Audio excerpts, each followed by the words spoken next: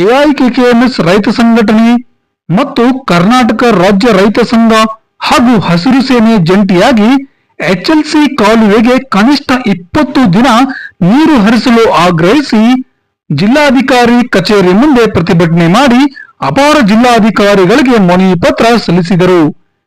ಈ ಸಂದರ್ಭದಲ್ಲಿ ಕರ್ನಾಟಕ ರಾಜ್ಯ ರೈತ ಸಂಘ ಹಾಗೂ ಹಸಿರು ಸೇನೆಯ ಜಿಲ್ಲಾ ಅಧ್ಯಕ್ಷರಾದ ಸಂಗನಕಲ್ಲು ಕೃಷ್ಣಪ್ಪ ಮತ್ತು ಎಐಕೆಕೆಎಂಎಸ್ ರೈತ ಸಂಘಟನೆಯ ಜಿಲ್ಲಾ ಅಧ್ಯಕ್ಷರಾದ ಗೋವಿಂದ್ ಅವರು ಮಾತನಾಡುತ್ತಾ, ಈ ಭಾಗದ ರೈತರು ಜೋಳ, ಮೆಕ್ಕೆಜೋಳ, ಸಜ್ಜೆ, ಅಲಸಂದೆ, ಮೆಣಸಿನಕಾಯಿ ಸೇರಿದಂತೆ ಇತರೆ ಬೆಳೆ ಬೆಳೆಯುತ್ತಿದ್ದಾರೆ.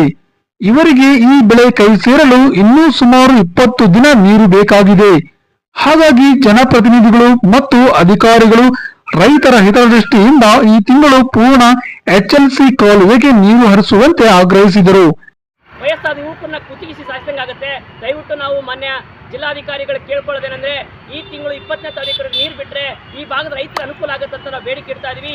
ಈ ಕೂಡಲೇ ತಕ್ಷಣ ಬಳ್ಳಾರಿ ಜಿಲ್ಲೆಯ ರೈತರಿಗೆ ನಾವು ಅನುಕೂಲ ಆಗುತ್ತೆ ಅಂತ ಕೇಳ್ತಾ ಇದೀವಿ. ಈ ಕೂಡಲೇ ತಕ್ಷಣ ಮೀಟಿಂಗ್ ಮಾಡಿ ಏನು ನೀರು ಬಂದಾಗಿದೆ ಅದನ್ನು ನಾವು ಕೇಳ್ತಕ್ಕಂಥದ್ದು ಫೆಬ್ರವರಿ 10ನೇ ತಾರೀಕಿನ 20ನೇ ತಾರೀಕುವರೆಗೂ. ಇನ್ನೊಂದು ಮುಖ್ಯವಾಗಿ ಏನಂದರೆ, ಹೋದ ವರ್ಷ ನೀರಿಲ್ದಾಗೆ ನೀರು ಬಿಟ್ಟಿದ್ದಾರೆ. ಈ ವರ್ಷ ನೀರಿದೆ, ನಮಗೆ ಸುಮಾರು ಒಂದು 50ರಿಂದ 60 TMC ನೀರಿದ್ದಾವೆ.